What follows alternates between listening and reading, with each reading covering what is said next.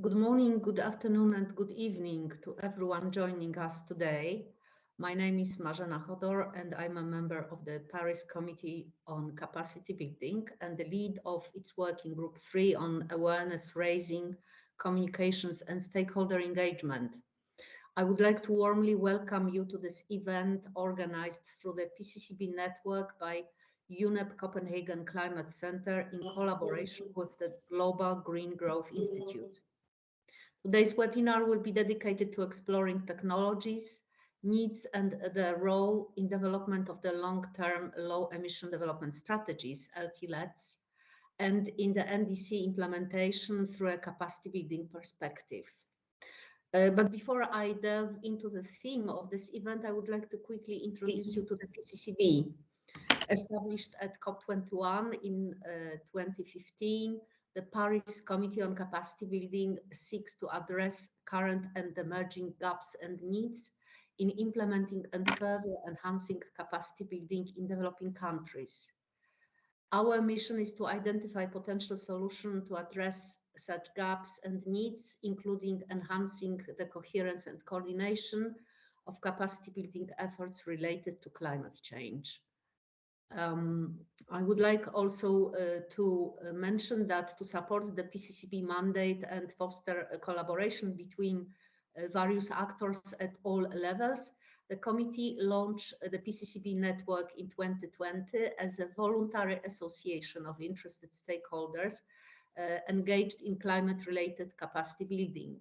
And the PCCB Network provides a platform to connect stakeholders across sectors and regions, promote knowledge and experience sharing, and strengthen partnerships and coordination in capacity building efforts. And today, as of today, the network has 342 member organizations supporting various capacity building efforts and initiatives in the context of climate action. Through events which are member-led, such as this one, we hope to enable knowledge exchange and peer-to-peer learning on various capacity building topics or issues that are related to climate change. Additionally, the PCCB regularly mobilizes the expertise of network members through thematic dialogues at the UNEP-CCC regional climate weeks, the capacity building hubs, and other virtual events. To learn more about the PCCB network and how to become a member and what the membership has to offer, follow the links which will be displayed through the chat. Developing and transferring technologies to support national action on climate change is essential to reduce greenhouse gases. But capacity building and understanding our climate technology needs are the starting point in promoting and facilitating the transfer of and promoting access to technologies for effective action on climate change. Through this webinar, UNEP-CCC will be sharing how they are supporting developing countries in determining their technology priorities for NDC implementation through the Technology Needs Assessment Project. Experiences of Jamaica and Liberia on TNA projects that are country-driven and that build national capacity will be presented as the next stage of this webinar. On the other hand,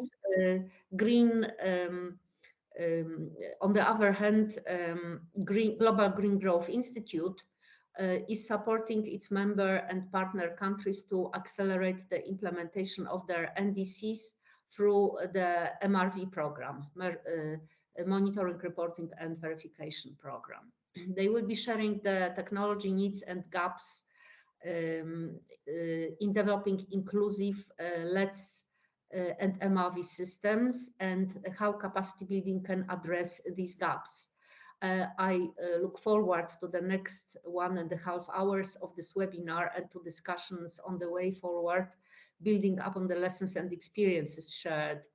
And once again, on behalf of the committee, I would like to thank both our organizers for collaborating to deliver this event, as well as the speakers and the audience over to you, Lindy. Let's start off and introduce the first speaker. Thank you.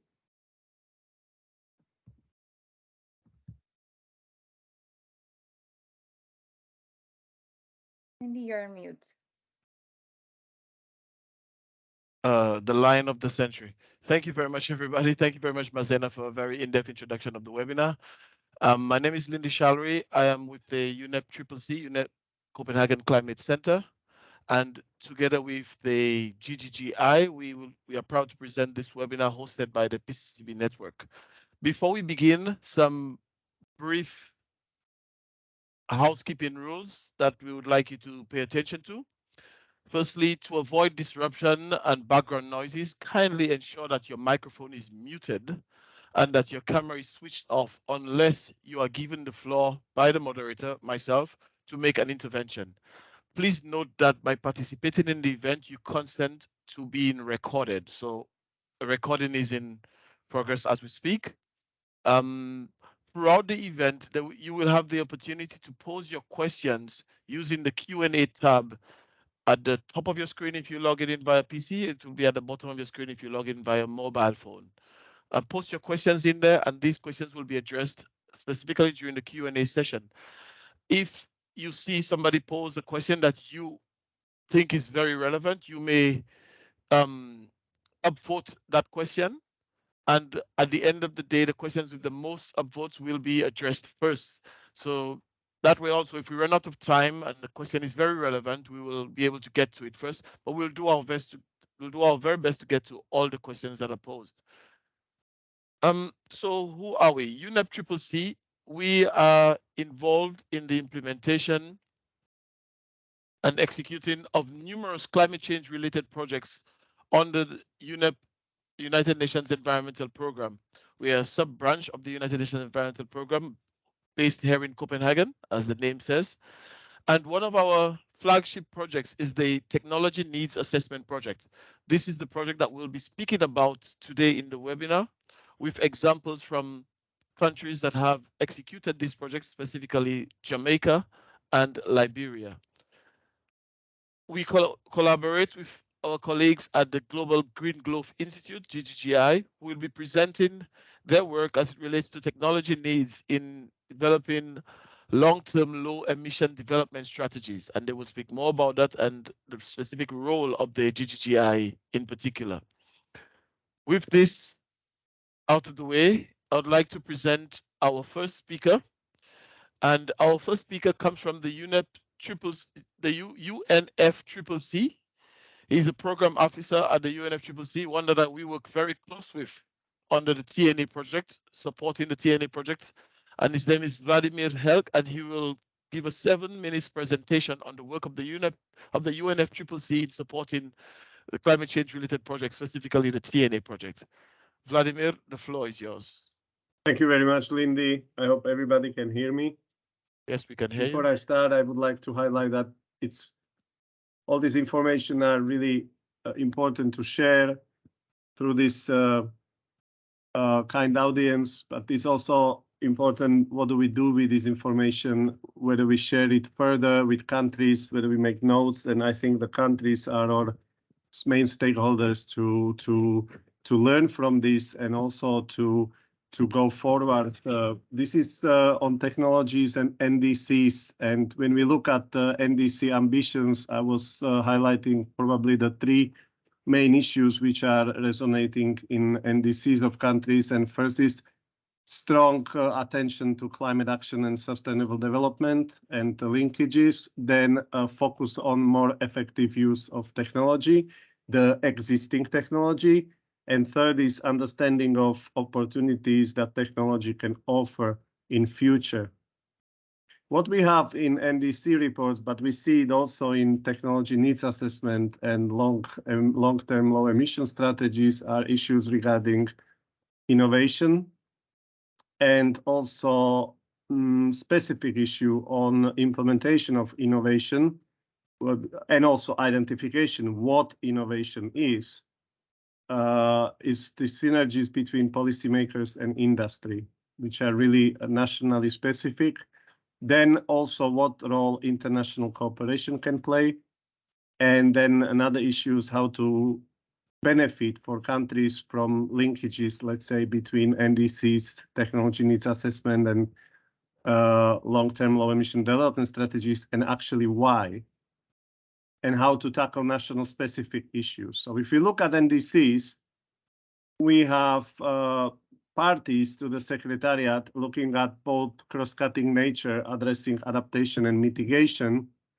But this is mainly the higher perspective regarding policy and regulatory measures for promoting, let's say, low emission climate resilient technologies for their net zero strategies and decarbonization pathways. And we see the number of these countries are actually growing, and they looking around policy frameworks relevant to adaptation and mitigation. And also we see in NDC's technology focus, which is going through multiple sectors, such as cross-sectoral efficiency in use of energy and materials. But that's the one niveau. Then we have second niveau, which is much more specific, and this is TNA process. Well, TNA process, we bring on board not only prioritized mitigation and adaptation technology, but we also bring on board implementation experiences. And this can probably be considered by NDC community to design the way forward. And then we have concrete implementation also of some actions regarding policy, regulatory, and legal aspects. It can be update of policies for renewable technologies. It can be update or development of specific national strategies. Very important element which is going through all these reports are technological innovation. And what does it really mean? What innovation is? Is it innovation when it brings benefit to consumer? Or we consider innovation something which was developed in laboratory and it's not used. So at which point innovation becomes innovation? This is also something to be considered regarding these innovatory approaches on promoting use of, let's say, new technologies for energy or electricity production or targeting zero emission mobility. Very strong issue which is penetrating these processes is digitalization because of expecting a fast energy transition and delivery of products and services in innovative ways. So some parties are looking through their processes such as TNA on intended or ongoing support. And actually, I think one of the role of this process, especially when we are looking at needs, is that needs wants to first of all promote the needs and address them, but we won't address them without support. So it's also a tool to gain support from parties which or stakeholders which may provide it. And the last issue I would mention also to fit the time dedicated or allocated to me is the specific national issues which we see, for example, in long-term low-emission development strategy, which are looking forward until 2050, let's say. And this is also the starting point of countries which differs regarding, for example, lack of energy security of some countries, which they are very much dependent on imports of energy sources, and this may hampering the decarbonization effect. So these countries need, for example, to facilitate new infrastructures from scratch when they are very heavily dependent, for example, on oil imports, and we have these countries. So their starting line must be also considered, and also level of preparedness and public awareness. So we may also think about how we link these processes, NDCs, TNAs, and LEDS, long-term low-emission development strategy, that we provide complementary value of these three. Probably the mainly reported processes within technology. So thank you again for the opportunity to present, and I'll be following and of course ready to answer questions. Back to you, Lindy. Thank you. Thank you very much, Vladimir. Indeed, to summarize the role of the UNEP-CCC in this process is not easy, but we thank you for keeping the time. Thank you very much. So to present next will be myself, Lindy Shalry, on the general experiences from the TNA project, as well as some summary of the methodology of the TNA project. I will share my presentation with everybody.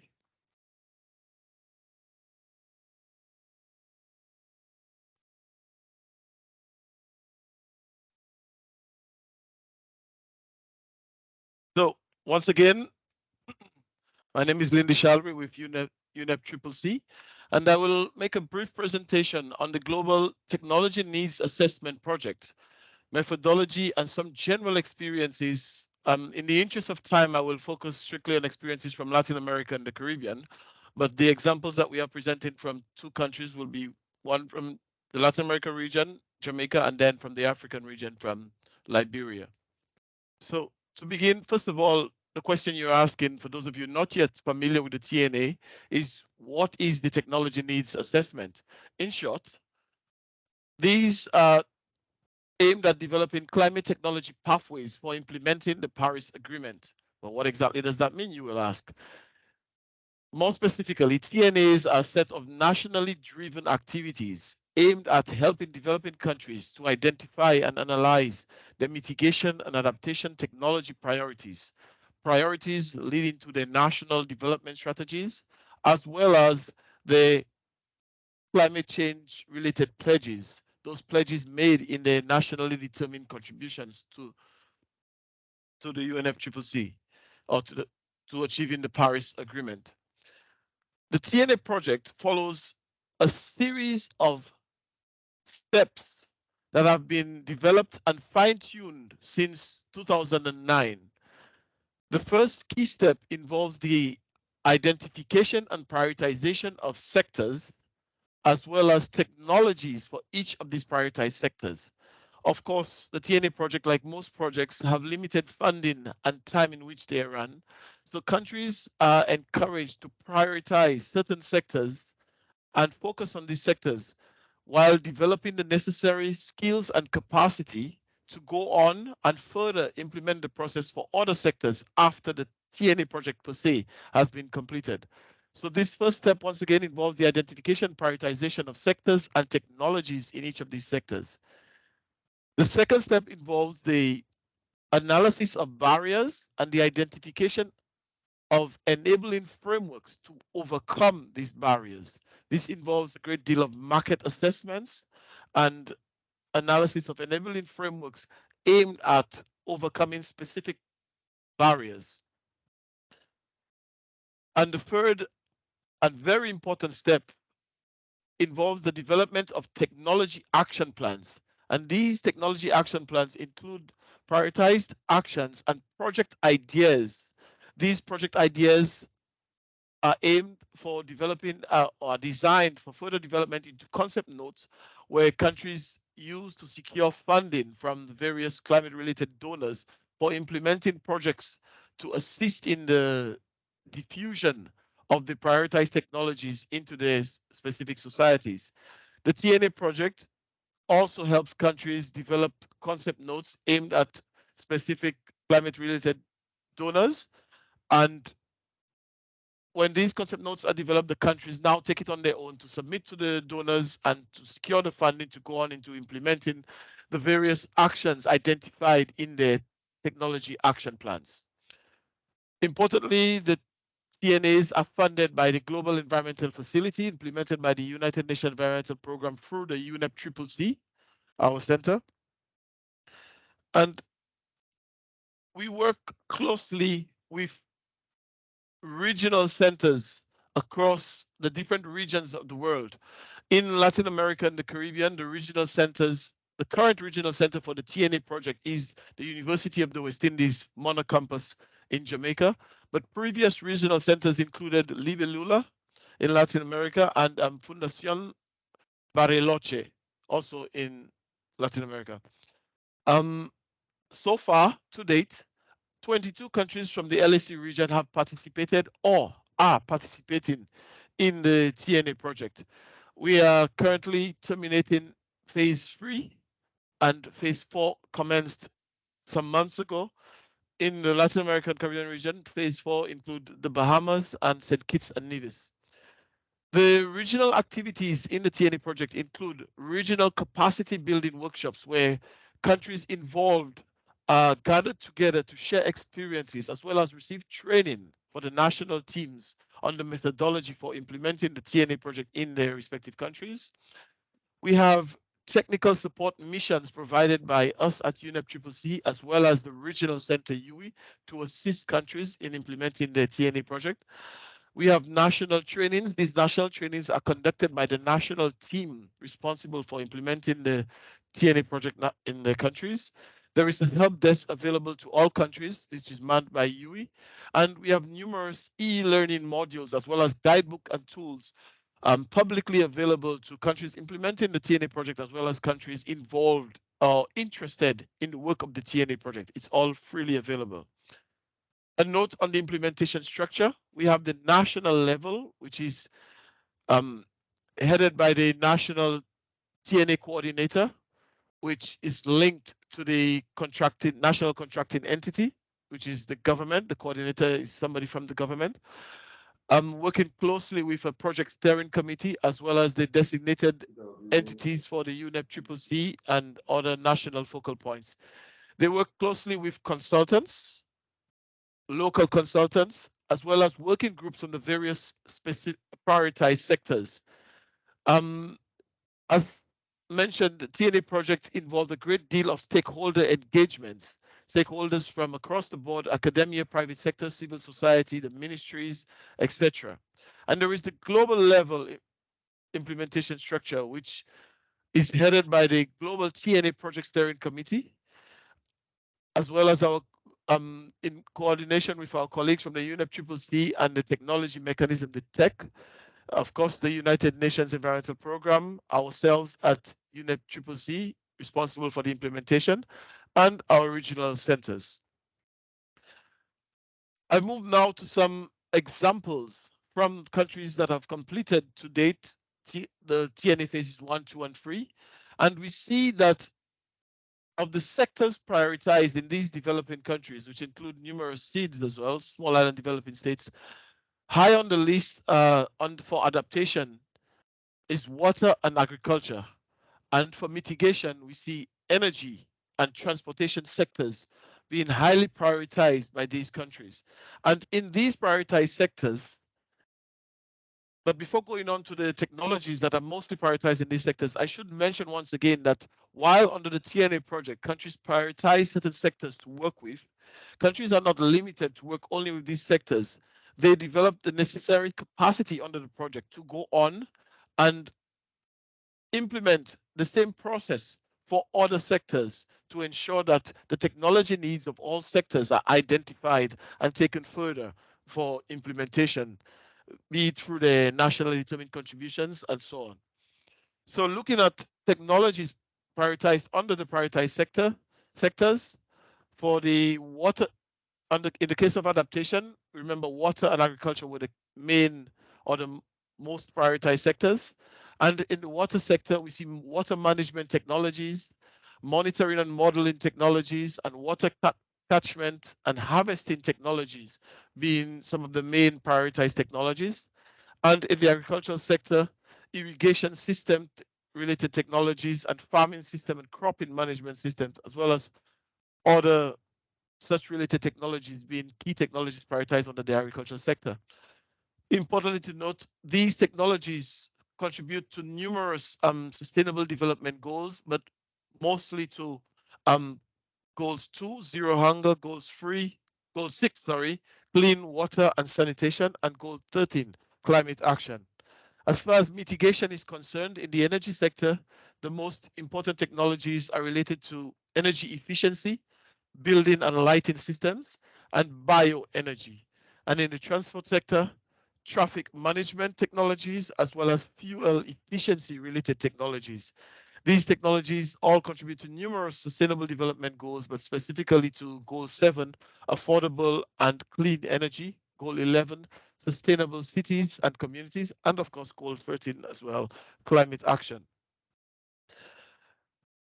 Overcoming obstacles. One of the key steps, step 2 in the TNA methodology, deals with identifying barriers and identifying measures for overcoming these barriers. And some of the requirements for technology transfer, and implementation and uptake to be successful are how well we can identify the measures for overcoming the barriers identified. And we see that some of the key measures identified for overcoming barriers are economical and financial. I don't think it would be any surprise that developing countries face key or important economic barriers and financial barriers. That's why assistance or support is required. And in the NDCs, it is highlighted those conditional as well as unconditional targets. Conditional targets are those set under the condition that support is given to the countries for achieving those targets, support from the more developed countries with a greater wealth of resources.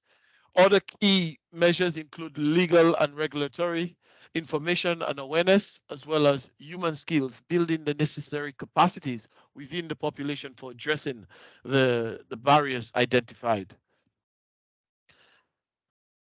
I turn now to one example from Grenada, who completed the TNA project or process on the TNA phase 2 in 2018. They completed, and so far they have been very active in using the results of the TNA process to, first of all, in reporting to the UNEP-CCC in the various national communications. They've also used the results of the TNA project in development of proposals to secure funding from international donors, and quite a fair bit of funding have been secured using the results of the TNA process. I think the report on this on the government's websites. The results of the TNA project is also incorporated into the recently drafted National Sustainable Development Plan, as well as the Enhanced National Determined Contributions, which is currently being implemented. Again, this is a general overview of the training material or capacity building material that we have for the different steps of the TNA project. Remember, one of the key aspects of the TNA project is building capacity within the participating countries so that they can go on to continue the process for other sectors that were not initially prioritized.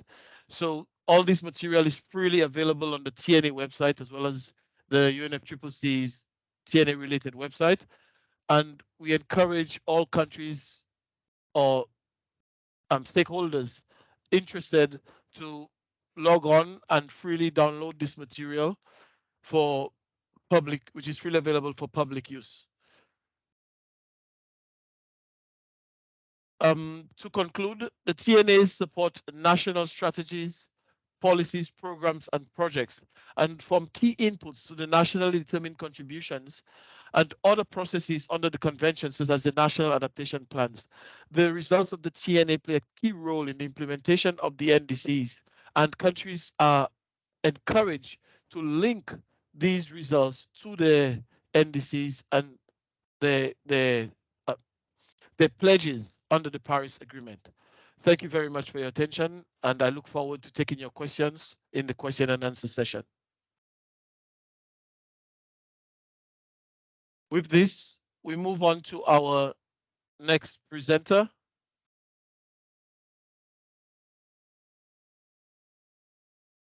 who is joining us from the Caribbean, Aisha Constable, who served as the Assistant TNA Coordinator for the TNA project in Jamaica. Aisha, the floor is yours for the next 13 minutes. Good morning, everyone. I trust you can hear me clearly. Yes, we can hear you. Please proceed. All right. Thank you, Lindy. Thank you to the rest of the team, to the other presenters here, and to those of you who have taken the time to join the webinar, see value in the conversations being had. I am happy for the opportunity to share about the Jamaica experience. Lindy and Vladimir would have spoken a lot to the foundations, the principles, the theories behind the TNA process. I had the privilege of working practically or doing the hands-on implementation of, what the guidebooks lay out. And suffice to say, the TNA process in practice is as useful and as thorough as it is laid out in these wonderfully designed books. I will say that it presented an opportunity to add an element of rigor, of academic and methodological rigor to the assessment process for technologies in Jamaica. It was a long process. As you will see based on the documentation and based on what Lindy would have said as well, there are several steps that are involved in the process. And one of the key things that is emphasized in the conversations early on is the need to adhere as best as possible to these steps to ensure that the results are as thorough and as valid as possible. And so once we, in the case of Jamaica, once we hired local consultants, I think that was also very important to ensure that we had persons who were very familiar with the context, the climate context of Jamaica, the sectoral realities, and also the nature of the landscape in terms of policies and politics and people. We would have they would have been oriented through the different training sessions organized by UNEP-CCC. And once they went through that process of learning the rudiments of the process, then we went into implementation. And the emphasis on stakeholder engagement is not just, again, in theory.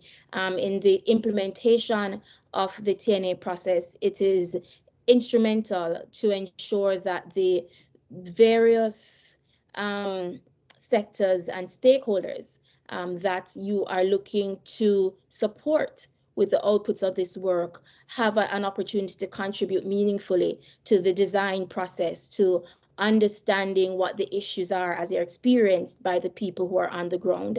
The prioritization process for Jamaica in terms of the technology, the sectoral prioritization was informed by previous work that had been done in part around technologies, also based on the learnings from, for example, the national communications, and also from conversations with different policymakers and practitioners in Jamaica.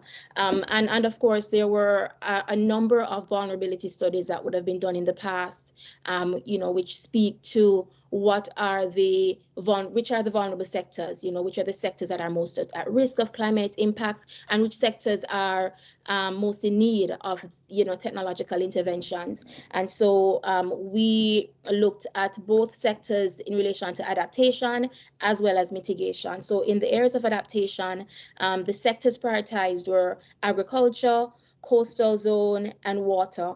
And in the area of mitigation, there were energy, / agriculture / waste, and / because one of the things that you learn through this process is that there are interlinkages and synergies across the sectors. And so even though in some instances you plan primarily for a particular sector, you do not want to do so entirely in isolation of other sectors. And we see in the case of the process in Jamaica and the outputs, where with the NDC process, where even though the substantive sector that is prioritized in Jamaica's updated NDC is waste or agriculture, you see where there are sub-sectoral interconnections that are made. So for example, in the area of, and this I think is reminiscent of what we saw with the TNA process. So in the case of agriculture, for example, water is extensively mentioned throughout the NDC as an area of work, right? And some of the takeaways from the TNA process in terms of the technologies or the interventions that can be used are also presented in the NDC as interventions to support the targets that are put forth in the updated NDC. And similarly, as relates to waste, where waste is presented as a substantive sector for action in the NDC, energy and agriculture are integrated into that subsection. So again, showing the need to consider the cross-cutting issues and the intersectoral and cross-sectoral linkages in that regard. We also, as Lindy would have pointed out, had to extensively consider, once we identified the sectors, there was another very I was going to say painstaking, but let me not use that word. There's a very thorough process of identifying and shortlisting technologies that could be used.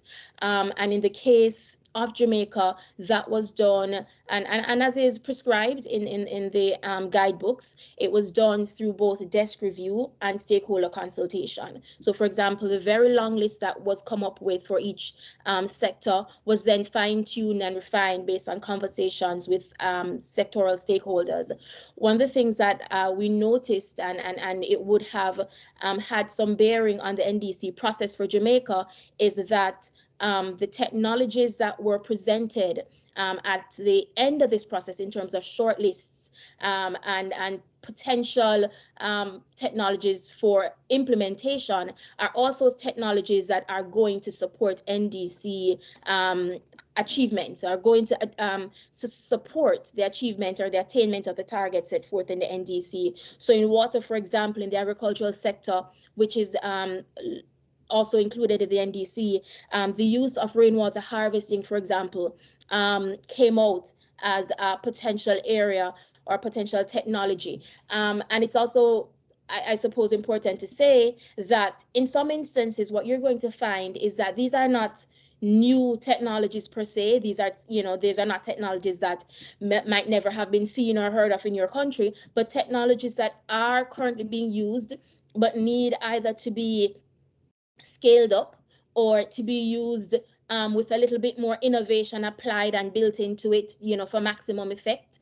And so in our case, I think every country in the Caribbean currently uses some form of rainwater harvesting. However, through the TNA process, we saw where the current barriers for adoption of rainwater harvesting, that sometimes I believe prior to doing the TNA, we tend to make some assumptions about why people are not using this technology that seems, for all intents and purposes, to be readily available. But the reality that there are some other factors, some other forces barring or hindering full use or full implementation and access to the technology. So rainwater harvesting, sprinkler and drip irrigation, which have extensively been used in Jamaica prior. Through the TNA process, we were able to identify what are the limits, what are the challenges to adoption in some spaces. In coastal zone, in the coastal zone sector, for example, wetland restoration and coral reef restoration were the interventions identified. We were able to see through this process again what might be the barriers. Even though these are actually being done already, they were not being used to maximum effect, and the TNA process would have highlighted what the limitations are to access and to use. And so the value of the process is also in helping us to better identify and to better map out what barriers to use are, or barriers to adoption are, and what the enabling factors are that we need to put in place. And one of the barriers that we found in across many of these sectors, or maybe all of these sectors, was a cultural or sociocultural barrier. Sometimes that goes unstated. If you don't do the necessary drilling down, you might miss the impact of that. So we were able to identify that as a major barrier. What it means, therefore, is that we also were able to identify what then needs to be done to overcome this barrier. So in the case of sociocultural factors, we recognize that education and awareness building was going to be integral to helping to change mindsets and perceptions around the use of the technology. That also has a bearing on what happens to the NDC process, because if you are going to then suggest, that a particular technology can be used for emission reductions in a sector in the NDC, then you also want to consider how are we then going to promote uptake. So the TNA process would have done that for the country, and it also applies beyond emission reductions, because some NDCs also integrate adaptation considerations, and the TNA process for Jamaica looked at both adaptation and mitigation in innovations, right? And so, yeah, I think the key thing there is to not be blindsided by the word innovations, not miss the opportunities to scale up existing technologies, which I would consider low-hanging fruits, things that are already there, but you can extend or improve or enhance the use of in terms of adaptation targets or mitigation targets. And similarly, in the waste sector, we, for example, would have identified composting as a technology that can be used. And one of the things that we learned through the TNA process, what is that technology? And so we demystified the idea of the word technology. I think we came into the process all thinking it had to be novel and, gadgety and ICT related. So we were disabused of that notion. And so composting emerged as a potential intervention that could be used in the waste sector. And so for some of us, it was the realization that even maybe some more indigenous ideas, practices and ideas that are being used by subgroups in a sector could potentially be used and scaled up. Again, this presents an opportunity for NDC implementation, particularly as it relates to cost-effective technologies. For all the countries, with NDC, you have conditional and unconditional targets. And so one of the things that countries are forced to do is to consider how do we meet a target in the event that we don't get funding or financing. And so some of these more indigenous ideas for reduction or target reduction, emission reductions rather, also present opportunities for NDC implementation. Lindy mentioned the case of Grenada, where the TNA process supported many other developments and strategic documentation processes beyond NDC. The same has been observed in Jamaica. So, the low carbon emission strategy for Jamaica was also informed by the TNA process. The revised climate policy was also informed by that. I want to pause to also make mention of the emphasis that is put on gender responsiveness in the TNA process and the benefits that. Please round off. We have a limitation on time. Okay, all right. And the ways in which that connects to the NDC process. Gender is also, extensively mentioned in the NDC because the country then recognizes the importance of a gender responsive process. And the TNA process, I believe, would have also mainstreamed gender responsive technologies in the shortlisting of technologies, because one of the criteria put forward was for gender responsiveness of the technology. So the ranking in the selection process allowed for a filtering out of technologies that were not considered gender responsive. So I believe that in the case of Jamaica, in summary, the TNA process was a rigorous process of understanding the technology landscape, understanding the adaptation, mitigation possibilities for the country, and also an opportunity to build capacity across the consultants, the stakeholders, and to ensure that when we get to the stage of NDC development or any other policy and strategic document there from here on, we have a base to move forward with. And the TNA process, I believe, was instrumental in serving as a building block for a lot of initiatives and programs that have come since then. Thanks. Thank you very much, Aisha. I understand the difficulties in summarizing the wealth of work done in Jamaica in 13 minutes, but we thank you very much for your efforts and for a very insightful presentation. With this, we move on to our case from the African region, from Liberia. We have our colleague Christopher to present. Christopher, if you can hear me, the floor is yours. Thank you, Landy. Can you hear me? Yes, we can hear you. We cannot see you, but we can hear you. Yeah, unfortunately, I'm driving, so I have the phone very far away from me, and I'm unable to prepare the presentations, given a lot of competing priorities in the country at this moment. But please bear with me. I'm driving. I'm also going out to currently represent my institution head, the director of the Environmental Protection Agency, to our event. So I'm unable to prepare PowerPoint presentations, but I will also do as my sister just did. But if you are hearing me, I know that we've been invited to share our experience. So formally, my name is Christopher B. Kaba. I work for the Environmental Protection Agency for Liberia, similar to other countries.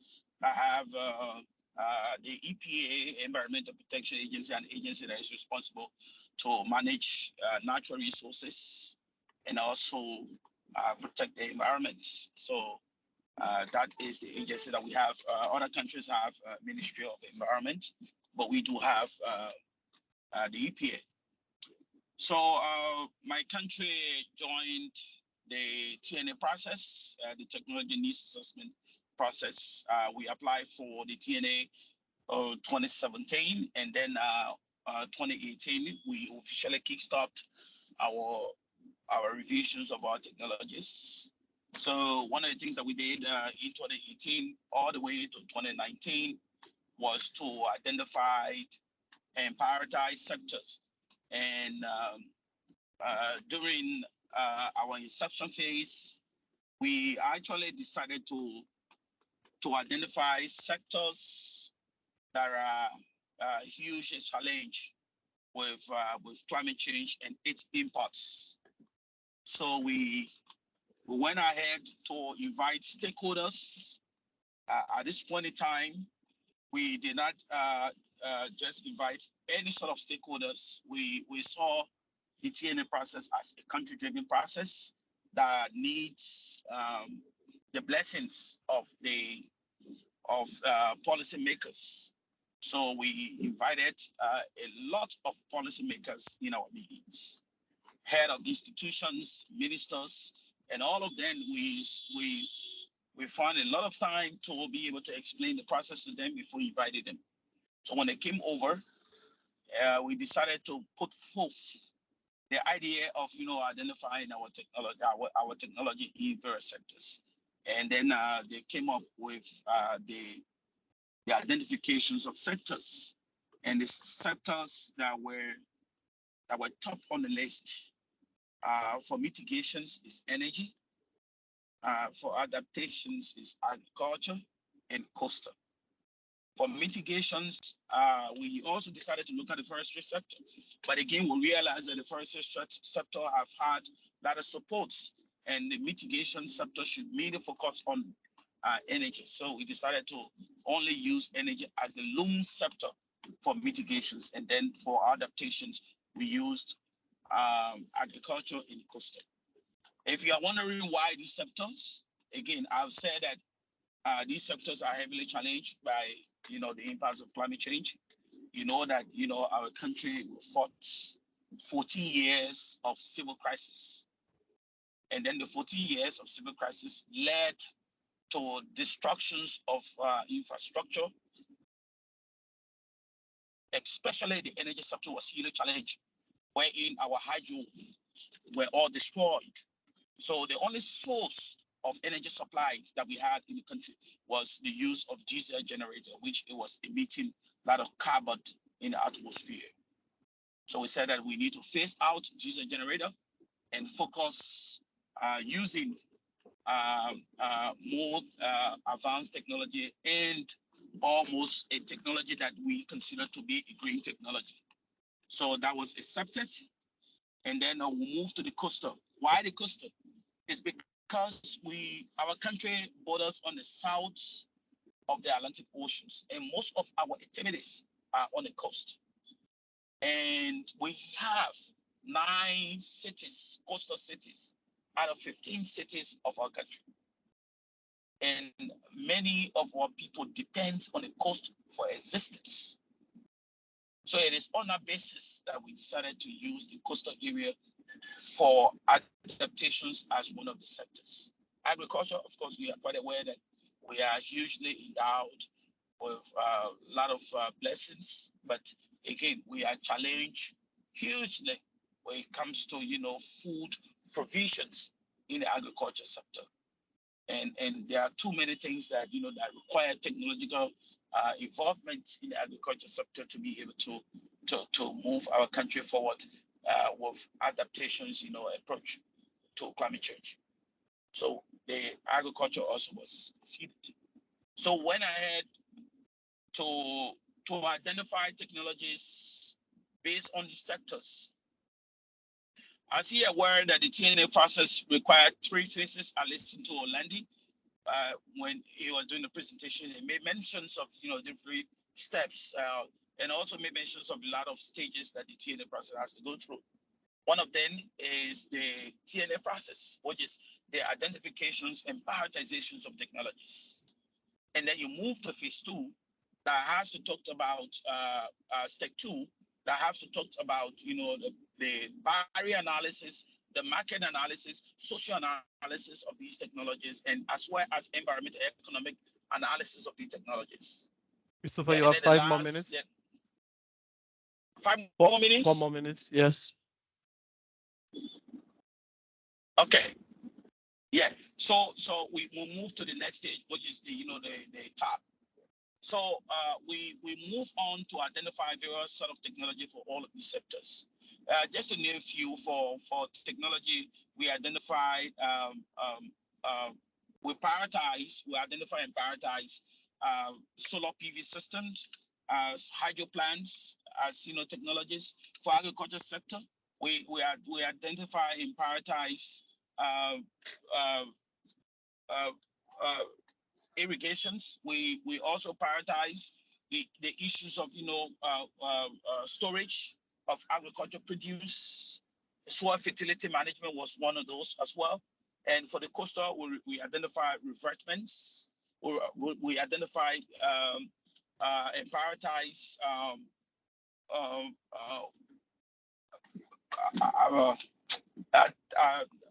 what is it? We identify and prioritized early warning system for the coastal sector. So these are the technologies, and then it went through the normal routine of the TNA process. But one of the things I want to express here is that when we were doing the TNA process, we were much more concerned about our political involvement in the process because we wanted for it to be country-driven. So we invited a lot of major stakeholders, ministers, and representatives for various institutions, and as well as government agencies were all involved in the process. So that has leveled up a sort of support wherein our country is greatly involved in the implementations of the technology needs assessment outcomes. Another key aspect of it is that we make sure that it was in line with other national processes like the NDC, like the NAPS, like the ECOTS, like even our national agenda, the Propos for Prosperity and Development agenda for our country, because that is the government agenda. It's a 5 years plans for the country. So based on that, we looked at it and said that these are things that we need to almost build on it and be able to assess our technology as policies so that they speak to each other. And the idea for that is that when you implement one of the targets in the NDC, directly or indirectly, you are implementing one of the outcomes or one of the taps in the technology needs assessment. So that is the overall idea. And then we did not only stop there. We actually encourage the idea of indigenous knowledge. I heard my sister, she made mentions of that. This is really relevant in the process because these are the end users of the technology. So it is important that they be keenly be advised and they be involved in the process. When they are involved, it's easier for you to implement certain technology because in our country, there are several projects that sometimes people do not go ahead to consult indigenous knowledge, and these projects are sometimes be implemented and be ignored by the very indigenous people. So it is important to bring cross-sectors stakeholders considering indigenous knowledge.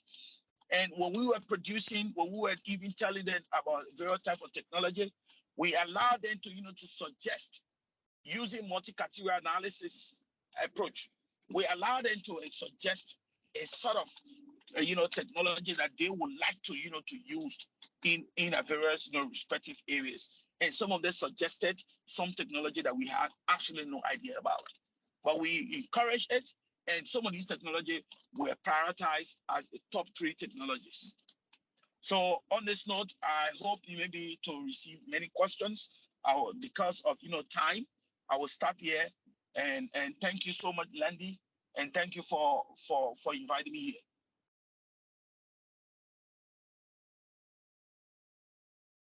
Thank you, Christopher. Thank you for still keeping to your promise and making the presentation, even though new responsibilities came upon you. We really appreciate that. We are running a little bit behind time, so we ask presenters to please try to stick to the time so that we have sufficient time for some question and answers towards the end. With this, I now move to give the floor to our colleagues from the GGGI, namely Siddhartha Naduri.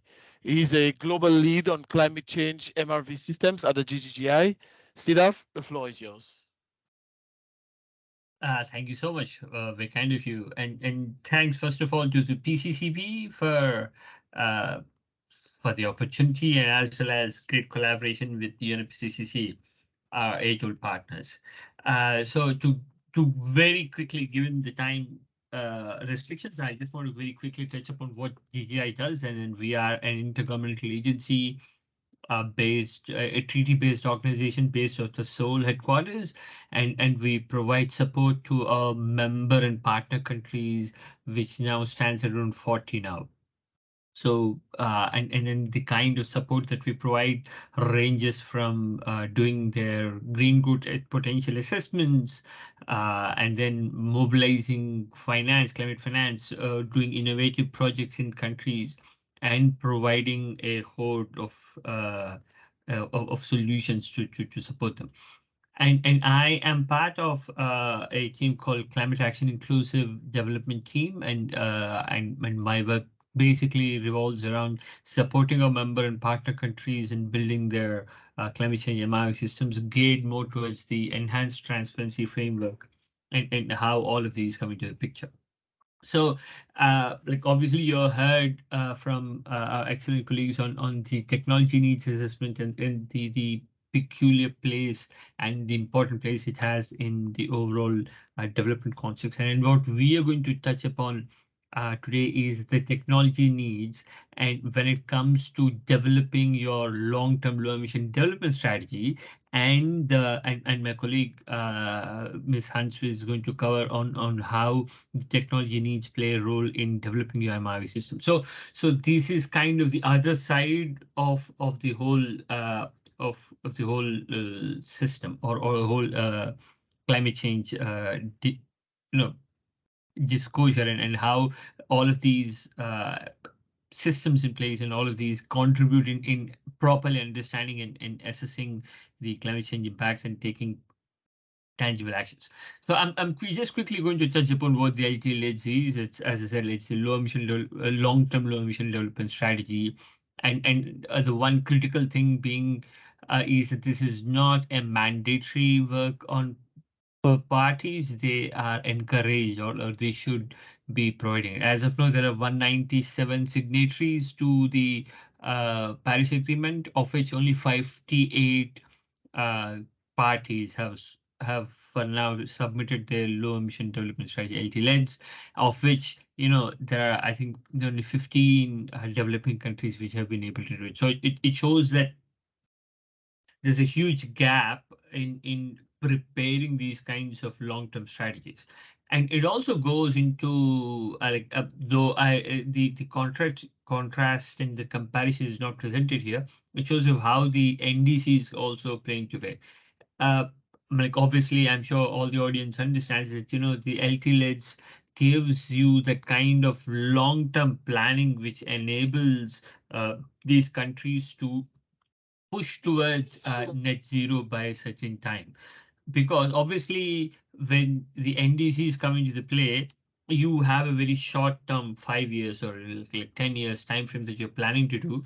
And the minute you don't have this long term vision, you don't have that net zero, the countries may end up taking very minor steps in achieving these NDCs, and then there's going to be a big chunk left for the last years or like last decades or 3 or 4 decades from now, where a lot of action has to be taken to achieve some sort of net neutrality and net zero, so that the overall emissions go down.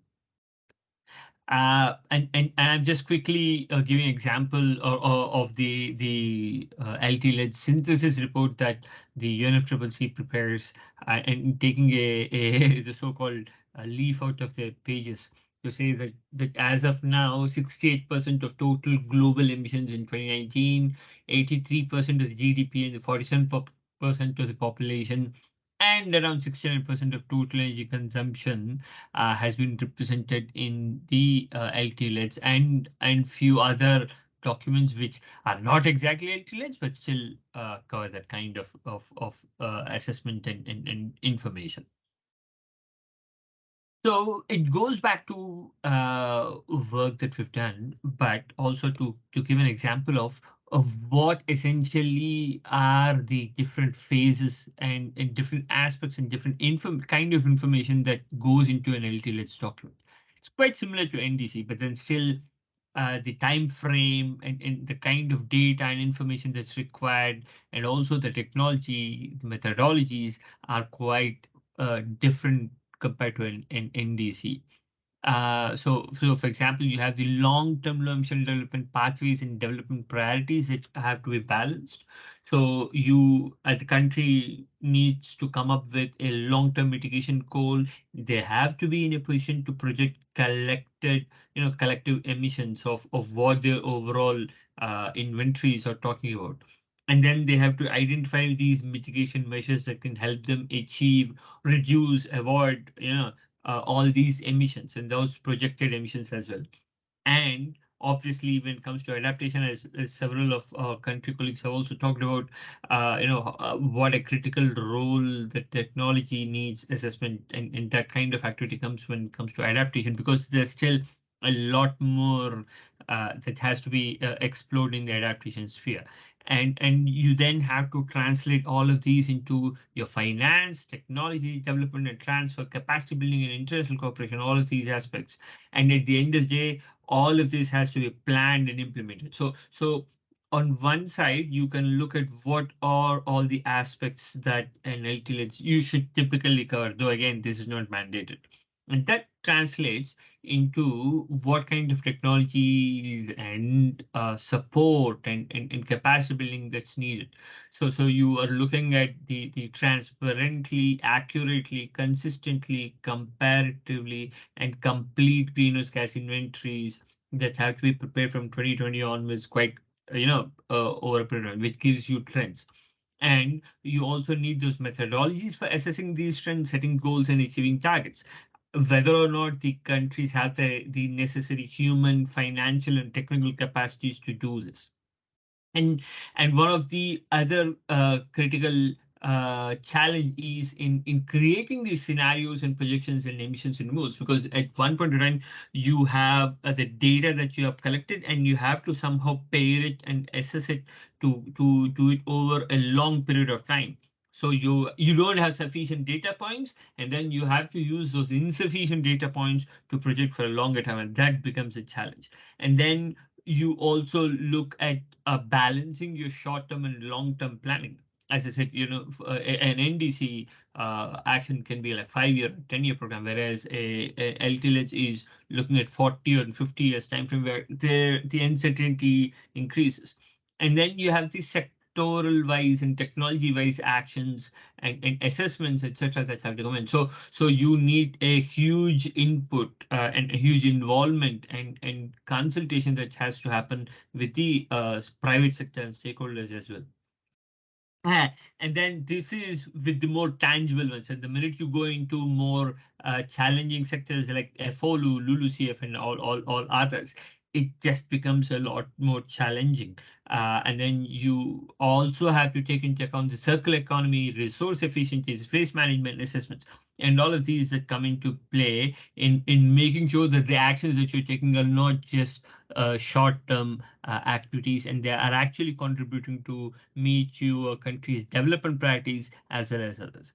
And as I said, like, when it comes to adaptation, we don't have targets for adaptations per se, because mitigation, they are more quantifiable, whereas adaptation targets are little more difficult to be assessed. And then you need a lot of stakeholder consultations and inputs from the grassroots level that feeds into adaptation actions and a country's ability to set targets for it. And as I said, at the end, quantifying all of these in terms of technologies, as our colleagues, esteemed colleagues from Jamaica and Libya were talking about, how you quantify them and how you assess where you are in terms of achieving them and implementing them. So here I'm quickly touching upon one of the case studies that GG has done over the last couple of years. So one was Ethiopia, and the other was in Burkina Faso in the African continent, whereas previously, sorry to cut you short. You have 2 more minutes to round off. Sure, absolutely. I'm very quick. So we have the low carbon development. So as I said, balancing at one point of the low carbon and then the development of it. And then what we used was a green economy model, which was developed for Ethiopia over the last 2 years. And we had used a 10-year plan that was developed for 2030 in mind, and then used it, and the country had used the NDC. And based on those two inputs, the LEDS was developed. So we had to harmonize these 3 different kinds of documents or planning timeframes into one. And the other thing, obviously, was the social, economic, and environmental drivers of change had to be consolidated as well. So I'm just going to very quickly try to touch upon one other aspects or other difficulties in handling this. So, for example, you can see that this I'm giving the example of a BAU, the GEM model, which talks about interlinkages between different sectors, different activities, different actions, and all of this becomes quite complicated. And again, lest I forget, it should be thanks to AFD that supported this activity. And then you can look at the systems approach to policy analysis that we carried out. And then there was a huge, baselines with current economic trends and what will happen in with the economic transformation and what will happen without any such action. And we did lots of BAU analysis and GDP growths, and then try to balance it. So I'm just giving an example of how complicated an assessment all of this was, and even try to do it as spatial modeling and climate mitigation of mitigation and adaptation action. So given all of these, it's quite important to have those kinds of technologies, capacities to do and plan these activities as well as implement it. So these are some very quick references, and I'm hoping I've been on time and handing it over to Lindy. Back to you. Thank you. Thank you, Sidaf. Thank you very much. Your presentation will be followed by your colleague, Hans Raji Sugdeo, sorry, who will continue on the role of technology needs in MRV system development. Thank you, Hans. The floor is yours for the next 12 minutes.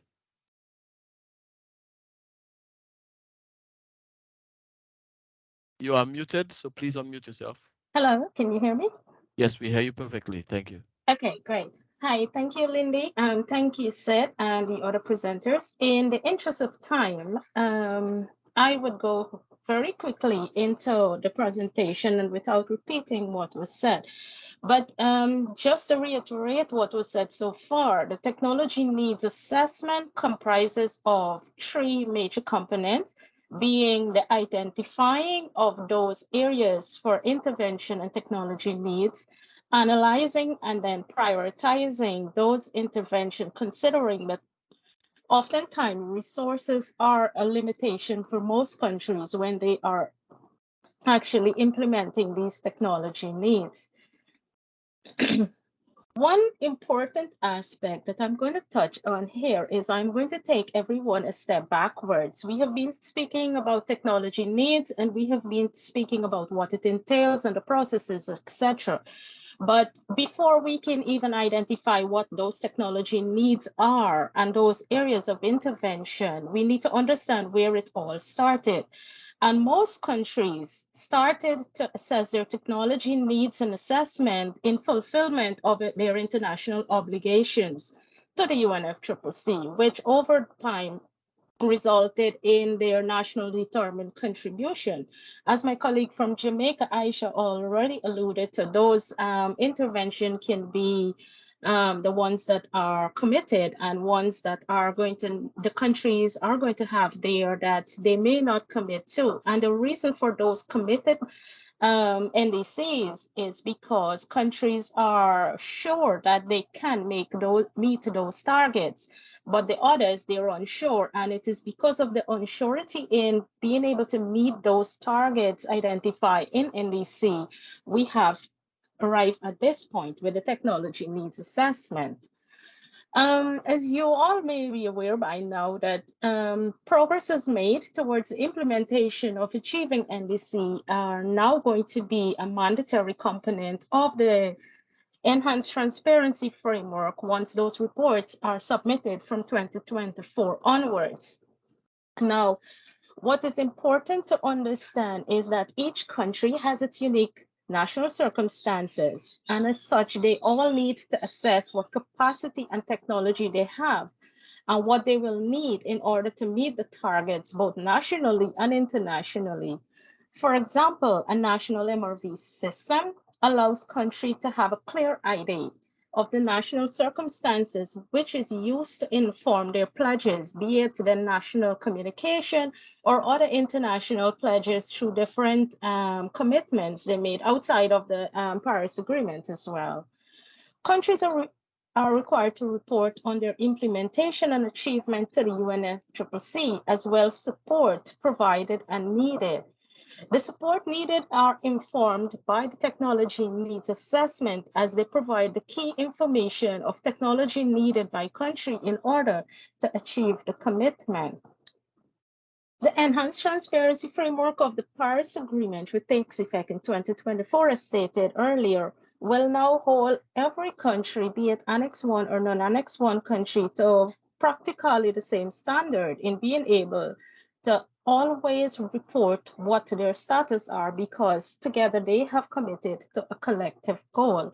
And that includes reporting on its adaptation and mitigation commitment and its current status each time it is reported.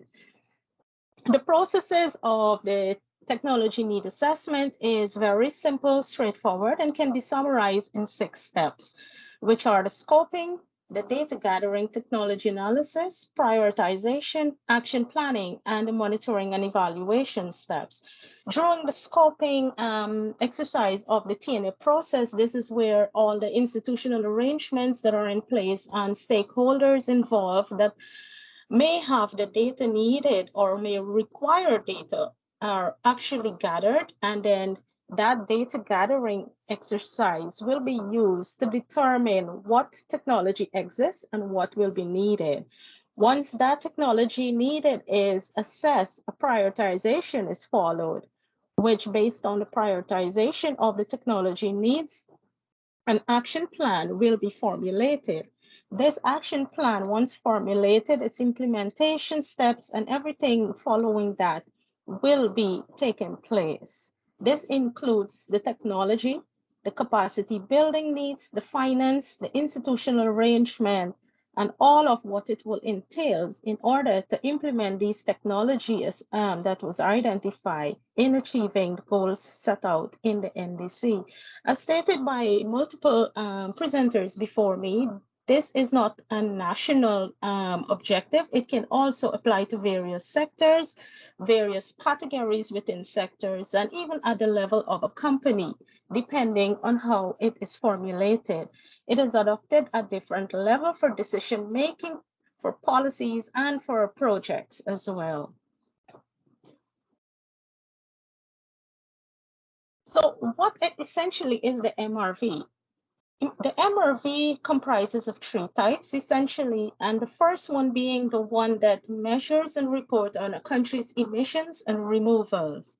This data is the fundamental data that is used to inform a country's selected mitigation action as well as its adaptation selection.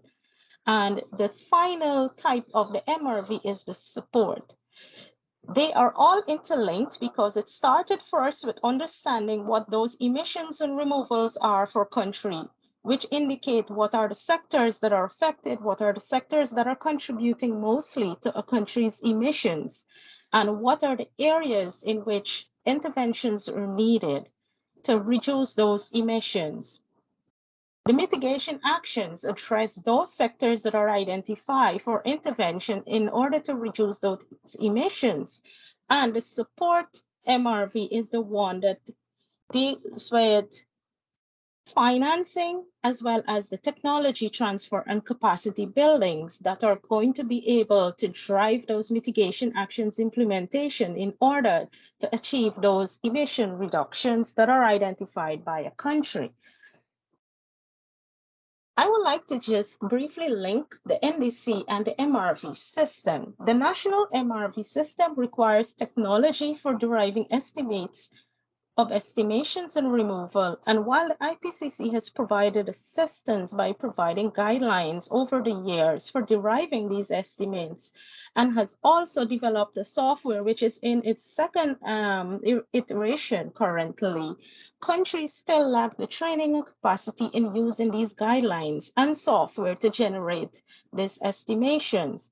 This is further compounded by the fact that most countries, when they are developing and deriving these important policies and reports for international or national purposes, they are guided by consultants that they would normally contract for that specific purpose.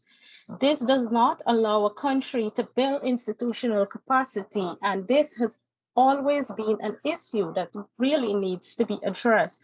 While it may not qualify as a technology needs assessment, unless we address those capacity and institutionalization of a system that collects and gathers these data, we are always going to have a problem, irrespective of what technology needs we have in place and we are using. The robust MRV system can only be sustainable if it is properly institutionalized and has a formalized system embedded in a government. In deriving the NDC, the foundation and information used for the formulation is derived from the MRV systems, as stated before, of the 3 types, which provides the information needed for the formulation, implementation, and even the revision of a country's national determined contribution. The MRV also allows for identifying the priority areas, technology, and capacity needs by country to mitigate, adapt to climate change, as well as reporting on its progress as is mandated by the UNEP-CCC. The usefulness of information on climate change cannot be discussed in separation from the national MRV system. The national MRV system is used to identify these areas of intervention, vulnerability, and risk, finance, data, and technology needs by each country. It provides the data and analysis needed to plan on the conceptualization, development of climate action, including the possible areas for green finances, transparency improvement, which will now be mandatory under the ETF in reporting. And the MRV also provides the data needed to take actions such as development and update to the MRV systems, as well as the NDC. It provides the framework for establishing financial instruments to assist in these mitigation and adaptation projects and actions identified by countries, which can be in the form of green financing or carbon trading, while outlining the means of implementing any decision, strategy, or plan. In closing, the MRV and the TNE are integrally linked, as the MRV provides the data needed to inform the NDCs, and the TNA is the tool used to identify what country needs are in order to achieve the commitment made in the NDC. Therefore, an integrated MRV, as suggested by Vladimir, that should be digitized will allow such an integration, and guided by a formalized institutional arrangement that is nested within government in a national framework. This will ensure that the proper technology that are available and that is transferred are appropriately used. With that, I come to the end of my presentation. Thank you, and I am willing to take any questions. Thank you, Hans, for an excellent and timely presentation, indeed. And I also like to make note of your concluding statement of how you linked the two projects in terms of the development of the MRV and the work of the TNA project in contributing to the NDC. Very appropriate conclusion to your presentation, indeed. Really appreciated. Unfortunately, we are running a little bit late on time, but we do have some time for, we still have 5 minutes for question and answers. So some questions have been posted in the Q&A app, in the Q&A tab, and I have been trying to answer them as we go through. But we now open the floor to 1 or 2 questions by participants.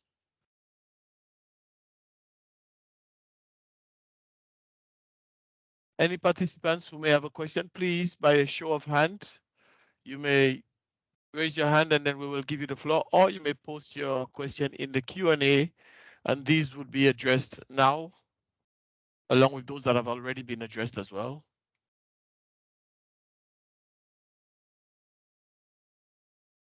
I don't see any hands, but in the meantime, I could take a look at one of the questions that was posted, the very first one that was posted. I think it was a very good question.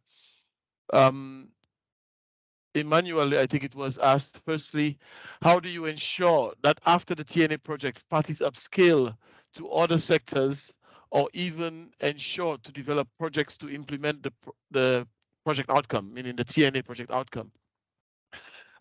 This question, the TNA project, as I mentioned, is nationally driven in that UNEP-CCC as the implementing entity helping countries implement the TNA project, we cannot have a full oversight of the country and how they proceed with the results of the TNA project after the project is complete. We do not have oversight or the resources to commit to this oversight. However, what we do ensure is that we provide the necessary training, capacity building, and so on to the national TNA teams so that they have what is needed to continue the process after the TNA project is completed. We also go as far since phase 3 and phase 4 as helping countries develop at least one concept note, building on the many project ideas that are outlined in the tab for submitting to a climate-related donor, be it the GCF, the GEF, the Adaptation Fund, etc. So countries choose who they want to target, and we help them develop the concept note to get the ball rolling. How far along they go with this process is totally up to the country. Again, key point here is that the process is country-driven. So while we provide all the assistance that country need, we provide the methodology and so on, it is up to the country to take the initiative to take it as far as they would like to. Yes, that's for the first part of the question. So the second part is, what is the current status in terms of countries that have completed the TNAs? Almost about 75 countries have completed the TNAs to date in TNA phase 1, 2, and 3. And some of these countries right now, those from phase 1 and 2, are joining in TNA phase 5 to update, to renew the TNAs, because technologies, what is a new technology today in 10 years may not necessarily be new. And as new technologies become available and as countries develop new targets, it becomes necessary to update the TNAs. And we provide the opportunity for countries to join advanced phase of the TNA process to update the process, or they can use the training that they got when they were implementing the project to do it on their own.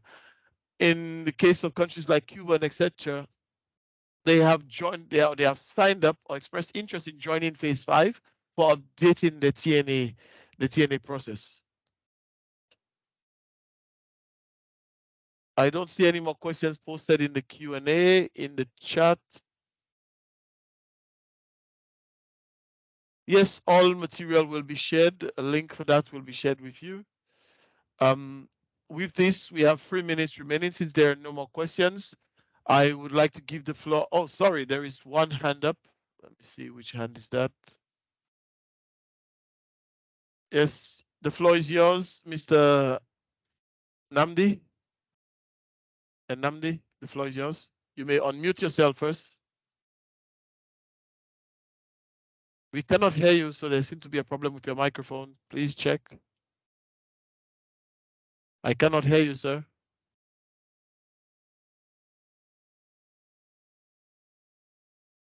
Can you hear me? Yes, I hear you now. Thank you. Please, you have 1 minute for your question.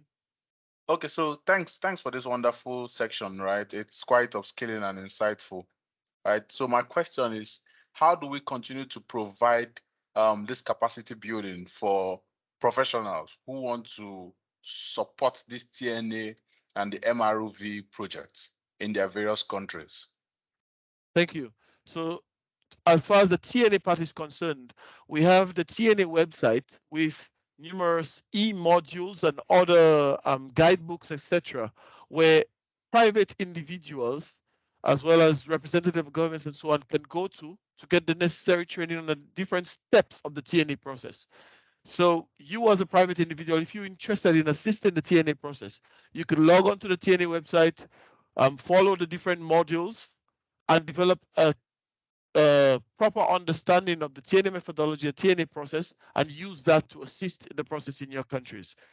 Hans or Sidaf, would you like to answer on the part of the MRV system? Sure, absolutely. Thank you so much for the question. So the obviously one is going forward, UNEP-CCC, and I'm sure Vlad would like to answer or add to that. But then the UNEP-CCC has now openly made available a training program for anyone who is interested in understanding how the process and the review process, etc., works, and that includes a lot of capacity that or training material, etc., that will be made available to general public as well. Although there is one more qualifying test that experts nominated to the UNEP-CCC roster of experts have to clear before they participate in the UNEP-CCC processes, but they still have. At the same time, there is other publicly available information as well. Yeah. Thank you, Sidaf. I'm sorry, but we are all out of time, so I give the floor now to Eva to give you the closing statements from the PCCB. Thank you so much, Lindy. Sid, Hans, Vlad, if you'd like to add anything or react to that question in with a couple of words, we still have time. Fantastic. Then we can wrap this up. I'll try to be brief, but really would just like to thank UNEP-CCC and GGGI for collaborating together through the PCCB network to host and deliver this fantastic event. It's been really insightful, of course, hearing from the different experts and panelists on the lessons and experiences shared. And I think this is exactly what we aim to do through these events, through the PCCB network, getting our members to collaborate with each other and share their work and experiences and engage with other stakeholders. For those that missed the opening by Marcena Choder, the PCCB member, the PCCB network is a voluntary member-driven association currently made out of 342 members from different sectors, regions, all stakeholders that are doing work on capacity building efforts related to climate change. So my colleague she has just sent the relevant links on the chat, so feel free to click on any other links for more information. And also if you'd like to join the network and want to inquire more information on what the membership on the network entails, feel free to click on the links or to reach out to us as well. We'd like to encourage everyone in the event today to also join the UN Climate Change Capacity Building LinkedIn group to stay connected with the capacity building community and other stakeholders and network and share your work. As mentioned, again, all the relevant materials, recording and an ECOMS article of the session will be posted shortly after the event online, and we'll also be sending a post-event survey to all of the attendees that we very much appreciate you go fill out for any feedback on how we can improve future events. And with that, I'd like to again thank the participants as well for taking the time to join us today and for the questions. Any follow-up questions that you have, please feel free to reach out to us and we'll connect you to the panelists or any additional information that you require pertaining to a different topic or project, do let us know. But yes, with that, that's a wrap for the event. Thank you everyone again for joining. Thank you, Sid, Lindy, both GGGI, UNEP-CCC teams, and to the panelists for your time and for your support. Great, and I wish you everyone a lovely rest of your day and hope you join many other future events of the PCCB network. Thank you very much, Eva. And last word, please, those of you still online, we encourage you to do the survey. Please click on the link in the chat and complete this short survey to help us improve our future webinars. Thank you very much. Wishing everybody a pleasant day.